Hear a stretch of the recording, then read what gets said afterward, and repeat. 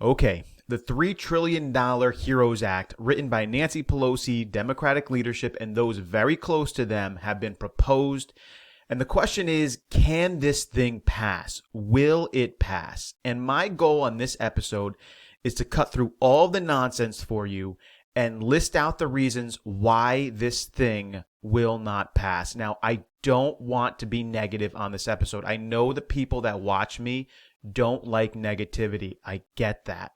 But I need to be real with you guys, and I need to cut through all the craziness that's out there, because you're going to be hearing people telling you you're going to get another direct deposit because of this, or people won't pass it because of this reason or that reason. I am going to present you the facts right now. Things that you are going to be very surprised that are included in this bill, and it's going to be the very reasons why this thing is ultimately going to fail. If you could help me out though, please give the video a like right now. If you press that like button, it actually gets it out to more people, so that's very helpful. And also, if you're interested in just getting the straight facts and cutting through the nonsense, if you have not subscribed to the channel yet, consider subscribing. This is what I do here. I look at the major stories that are going on and give you exactly what the reality is. So first, let's talk about the things that most people are okay with, and if it only included these things, it would likely pass. More direct payments and more help to Americans. To varying degrees, most people are okay with that, and you can get bipartisan agreement on it. More help for small businesses. Again, common sense, and it would pass if it only included these things. Extended unemployment help and access to unemployment. Aid for hospitals, money for research, mortgage and rent help, and aid to states. Again, to varying degrees, some people are going to want more or less, but these things, common sense stuff, you could get this bill to pass. And if this bill only included these things and maybe a few more common sense stuff, it would absolutely pass. However, this bill doesn't just include these things. It includes a laundry list of items that are borderline insane. Now, this bill is going to be voted on in the House probably Friday, and it will pass the House because the House is democratically controlled and Nancy Pelosi generally calls the shots there. So everyone will largely agree with it, probably not the Republicans. But when it comes to the Senate, because the Senate is Republican controlled, I am going to give you the reasons why this thing is never going to pass the Senate. First off, the bill itself is 90% of the United States' entire yearly tax revenue, meaning the $3 trillion price tag is almost what the United States would earn in tax revenue in an entire year. A lot of people are going to have a problem with that. Second, the bill itself costs more money than Phase 1, Phase 2, Phase 3, and Phase 3.5 combined.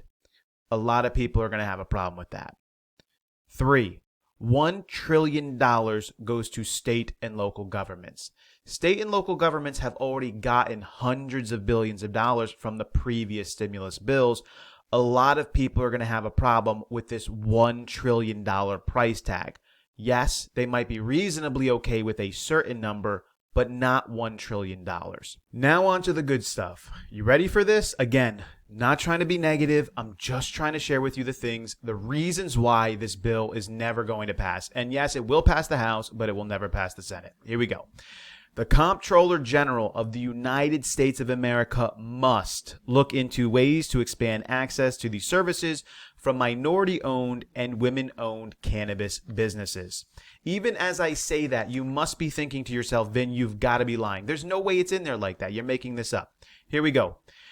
Annual Diversity and Inclusion Report. The federal banking regulators shall issue an annual report to Congress containing information and data on the availability access to financial services for minority-owned and women-owned cannabis-related legitimate businesses, and any regulatory or legislative recommendations for expanding access to financial services for minority-owned and women-owned cannabis-related legitimate businesses. That would be crazy enough if it just stopped there, but it continues on. The Comptroller General of the United States shall carry out a study on the barriers to marketplace entry, including in the licensing process and the access to financial services for potential and existing minority-owned and women-owned cannabis-related legitimate businesses. There is a lot of leeway there for a lot of help for this industry, and I don't understand why it's in there. And if that wasn't enough, there are 17 pages in a row in this HEROES Act about cannabis, marijuana, and hemp. If you don't believe me, go to page 1066. I will leave the link below. From 1066 to 1082 is all about marijuana, cannabis, and hemp. Now, it doesn't matter how you feel about those things, whether you think they're legitimate or not. My only argument is by including this sort of stuff in this bill that only needs common sense help to America right now, you are literally ensuring that it will not pass. And Nancy Pelosi knows that, but it's in there anyway. Why would she do something like this? We live in a diverse country where people have different thoughts. This is not the time to include this type of legislation. She is literally ensuring you're not going to get a direct payment through this. I'm just telling you the truth right now by including 17 pages on marijuana. Read it for yourself. But there's more. And I know I'm sounding upset here, but I guess I'm upset because I know people need help now. And I know that nonsense like this, whether you agree with it or not, is going to stop people from getting help quickly. So what else did they include in this bill that's going to ensure that it's never going to pass? Lobbyists are now included in the groups that can get small business loans from the federal government. This is a huge mistake in this bill. So here we go. This is the area where this happens. And this is a bunch of legal mumbo jumbo, and I apologize for it, but this is what it says. Nonprofit organizations, Section 7A of the Small Business Act, in subparagraph A, by striking out Section 5013, inserting Section 501 in subparagraph, striking out nonprofit organization. And a place it appears a clause in subsection by striking out and at and subclause by striking out the period at the and inserting and by adding in the end of the following new subclause any nonprofit organization and in clause by striking out nonprofit organization and it continues on. And it's a bunch of mumbo jumbo that essentially includes all 501c4 and nearly 100% of C6 groups, i.e. lobbyists, meaning that anyone who forms whatever organization or group they want to, 501c4 or C6 entities, can now get access to this money. It basically reads as if somebody who wanted to finagle their way into getting access to this federal money ensured that they can do it. This is not going to... Why is this in here? People need direct payments. Unemployment needs more help right now. Small businesses need help. Hospitals. Why is this in here? If you think these people are for you, either side, you're joking yourself. They're doing this on purpose. There's a bunch of crooks is what these people are. So anyway, lobbyists can now... Again, I'm sorry for being negative. Let me compose myself again. I'm really sorry. They're screwing you people. They're screwing you. That's what they're doing. Let's keep going. For the duration of the COVID-19 crisis, all illegal immigrants in essential services would be shielded from deportation, and employers would be shielded too. Again, why is this in this stimulus bill? The problem with this is essential services are nearly everything, probably 90% plus of businesses out there and services. In fact, a way to explain this to you is if a location even sells water, they would be considered an essential service. And what this does is the government can determine how long the COVID-19 crisis lasts, which would probably be years and years and years. And any person who is illegal working in any of these places and employers would be completely shielded from deportation, which is essentially amnesty. Again, it doesn't matter to me how you feel about this issue. You might be okay with it, or maybe you're not. But if they include this in the HEROES Act, once again, they are ensuring that this thing will not pass. And they're going to tell you it's not going to pass because people don't like you. They don't want to give more money to you. No, it's not going to pass because all of this insanity that's in there that has nothing to do with what is needed right now. More. It orders the release of every federal prisoner who has asthma, diabetes, or is over the age of 50, unless the prisoner is proven to show violence towards a specific person. Next, it directs $1 million to coronavirus misinformation, quote unquote misinformation. Coronavirus misinformation? I mean, really? Next, all federal government agencies, to the greatest extent possible, must try to own deposits in minority-owned banks. Again, maybe you're cool with that. That's what, hey, federal-owned agencies should look to make their deposits in minority-owned banks. But why is it in this? Why are they requiring federal agencies to do this within this bill? It makes no sense. It automatically extends worker guest visas and expedites visa processing for foreigners who want to work in the United States, especially in hospital services.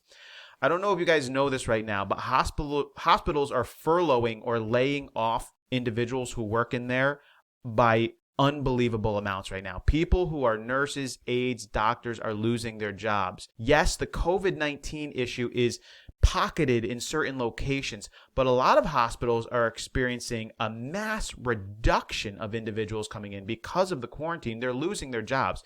And this bill extends and invites out foreigners who want to work in our hospitals in the United States. It expedites the visa processing for that specifically, which essentially is going to mess around with the people who already have jobs in hospitals and are getting paid a certain amount. A lot of these foreigners will come in and they'll work generally for less money in the same positions that people have already had in the United States of America.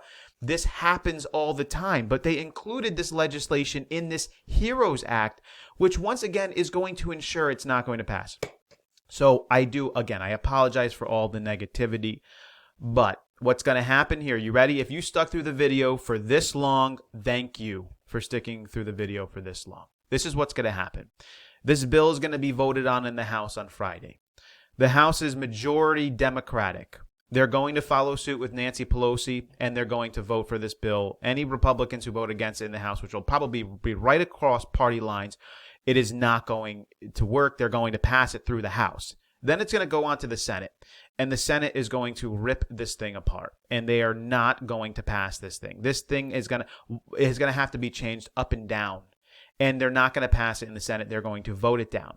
And then you're going to get this back and forth arguing where you're going to have other individuals that are going to be telling you guys they hate you, they don't like you, that's why they're not passing it. And then you're going to have other individuals who are going to say this thing is so filled with nonsense and pork, that's why we're not passing it. You decide for yourself what you believe. I will only tell you this. There's no reason that this bill should include all of these things. There are common sense stuff. The bill doesn't have to be 1,815 pages long. It can be a 50-page bill with stuff about more direct payments to Americans, more help for small businesses, extending unemployment help, extending access to unemployment, aid for hospitals, money for research, mortgage and rent help, and aid to states. 50-page bill. Put it together. But no. 17 pages about marijuana and hemp. 17 pages. I'll leave the link to the bill below. You guys decide. I'm sorry again for the negativity on this one. Maybe the next one will be better. But I got to tell you the truth. So if you haven't subscribed, if you're in the video by now at this point, you haven't subscribed, please click on the subscribe button. You stuck along for a long time. Click on the like. Hope you guys enjoyed the information. Hope it was valuable for you. As always, we will catch you next time.